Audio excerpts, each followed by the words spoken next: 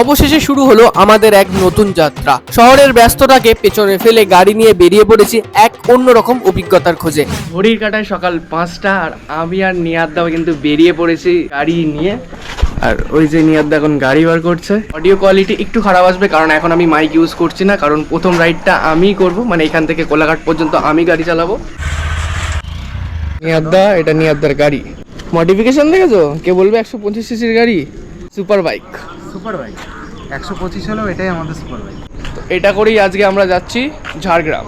সামনে প্রায় 200 কিলোমিটার পথ, আর সেই পথ জুড়ে রয়েছে নতুন নতুন দৃশ্য, অজানা গল্প আর ছোট বড় অনেক অ্যাডভেঞ্চার। এই সফরে আমরা থাকবো একটা সুন্দর রিসর্টে, ঘুরে দেখাবো তার প্রতিটা কোণ, তারপর বেরিয়ে পড়বো বিভিন্ন আশপাশের সাইট সিন, আর তার সাথে থাকবে আমার রং তুলির গল্প। ঘড়ির কাঁটায় এখন সকাল 7:30, বেরিয়েছিলাম 5টা 5:30টার দিক করে, এবং পুরো বাড়ি থেকে কোলাঘাট পর্যন্ত আমি বাইক চালিয়েছি, তো সেই জন্য ঠিকঠাক মতন ব্লগ আমি করতে পারিনি। নিয়াদ্দা পেছন থেকে শুট করছিল, এবার এখান থেকে নিয়াদ্দা চালাবে আর আমি পেছনে বসে এনজয় করবো। নিয়াদ্দা অলরেডি রেডি হয়ে যাচ্ছে একদম, আর একদম সেটআপটা দেখো। এখানে একটা বক্স লাগিয়েছে, এখানে কি ডিআরএল, রাতে বুঝতে পারবে অনেক কিছু রয়েছে, নামটা আমি অত বুঝি না। আমার ছিল এটা প্রথম বাইক রাইড, তাই অভিজ্ঞতাটা ভাষায় প্রকাশ করা একটু কঠিন। সকাল সকাল মেঘলা থাকা একটু আরাম হচ্ছিল, কিন্তু তারপর উঠলো গরম রোদ। বেশ গরম এই জায়গাটা, চারিদিকে গাছ।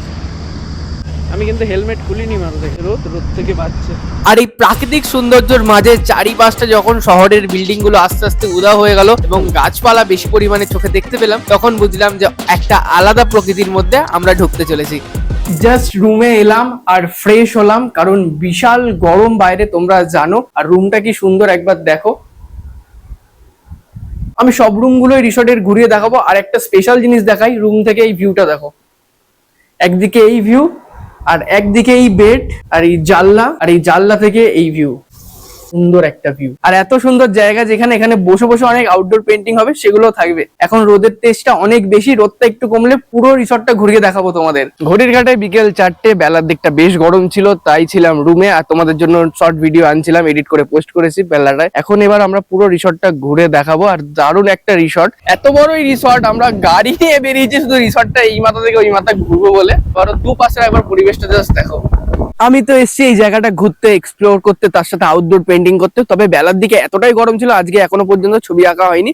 দেখছি ইভিনিং এ বসবো, বা কালকে মর্নিং রয়েছে, কালকে সারা দিনটা রয়েছে আঁকবো। তো এটা হচ্ছে রিসর্টের মেন এন্ট্রি গেট। এই এন্ট্রি গেট দিয়ে আপনারা খুব ইজিলি এন্ট্রি করতে পারবেন। এই গাড়ি করেই আজকে আসা, আর এই গাড়ি করেই কিন্তু আজকে ঘোরা। আমরা এখানে ঢুকেছিলাম ওই 10:30 11টার সময়, কিন্তু এতটা পরিমাণে গরম না, জাস্ট ওই সময়টা রুমে ছিলাম, হাওয়া খেয়েছি, খাবার খেয়েছি। সেই ফুটেজ আর তোমাদের সামনে তুলে ধরতে পারিনি, কারণ সকালে অনেকটা জার্নি করে এখানে আসা আর কি। আর এই সময় এখনো পর্যন্ত দেখতে পাচ্ছ রোদ রয়েছে, তবে তাও রোদের মধ্যে হাঁটা যাচ্ছে, কিন্তু বসে ড্রয়িং করা কিন্তু ইম্পসিবল ব্যাপার। আর এই পুরো জায়গায় কিন্তু এরকম ভাবে কালার করা রয়েছে, শুধু কালার করা না, এরকম ভাবে ডেকোরেশনও করা রয়েছে। সূর্যের অপোজিটে বলে ব্ল্যাক ব্ল্যাক দেখাচ্ছে, কিন্তু দেখো ঠিক একটু এগেলাম, এই গাছের মধ্যে আবার ডেকোরেশন করা রয়েছে, প্লাস লাইট লাগানো রয়েছে। মানে রাতের বেলা এতটা হেঁটে আসবো কিনা আমি জানি না, কিন্তু পুরো এই যে রিসর্টটা দারুণ আলো দিয়ে সাজানো থাকে, এখানে বসা যায়।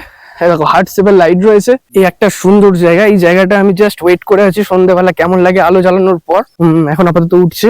এটা পুরোটাই কাঠের। এটা কিন্তু জলের মধ্যে ভাসমান একটা বসার জায়গা, যেখানে আরামসে 3 6 জন মিলে বসে দারুণ সন্ধ্যাবেলা আড্ডা মারা যাবে। গরমকালে এই রোদটা গায়ে লাগলেও শীতকালে কিন্তু এই রোদটা তোমাদের এই সময় খুব মিষ্টি লাগবে। আপনারা জাস্ট দেখুন, আমি যদি এখানে গিয়ে দেখি, রেকর্ড করতে করতে নিয়াদ্দা উল্টে গেছে, এতই ভিডিও করছে।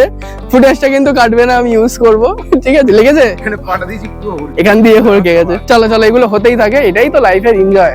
আর্টিফিশিয়াল একটা পাখির বাসা কাছে রয়েছে। এই যে সুন্দর ভিউটা, তোমরা যদি রুমে বসে এক্সপিরিয়েন্স করতে চাও, যেমনটা আমরা করেছি, এখানে রুম নিয়েছি একদম লেকের পাশে, মানে ঝিলের পাশ থেকে দেখতে পারবে।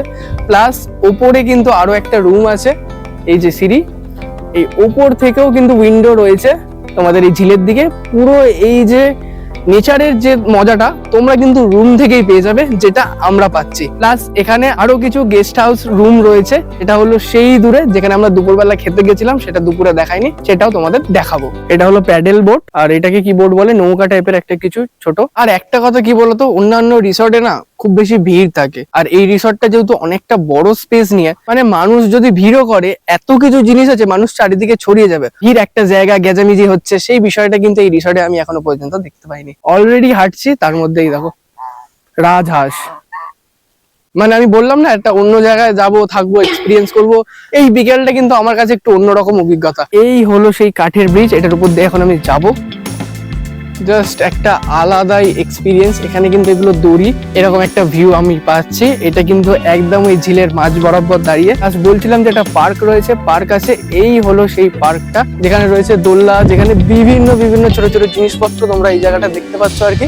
সূর্য প্রায় বাড়ি ফেরার পথে, তাই বুঝলাম আজকে নতুন করে ড্রয়িং করা কিছু যাবে না। তবে এই নেচারের মধ্যে নিজেকে হারিয়ে ফেললাম আর বেশ একটা সুন্দর দিন এক্সপিরিয়েন্স করলাম। এটা একটা ঝিল, ঝিলের ওপাশটা রিসর্ট, এটাও রিসর্টের পার্ট। এই দেখো বসার জায়গা রয়েছে, এই যে এখানে তোমরা পার্কটা দেখতে পাচ্ছ কত দূরে, এই পার্কের সোজা এই পুরো জমিটা, বিশাল বড় জমি রিসর্টের। ওপাশটা জঙ্গল বা এই দূরের দিকটা জঙ্গল, পেছন সাইডটা, মাঝখানে এরকম ফাঁকা জায়গা।